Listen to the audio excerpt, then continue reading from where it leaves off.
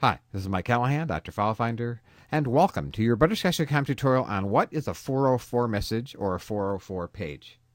404 is simply an error code that means the page doesn't exist. Here's a page here with a history of 404. I'll put a link in the show notes. There are websites that have collections of funny or unusual 404 pages. Here are a couple.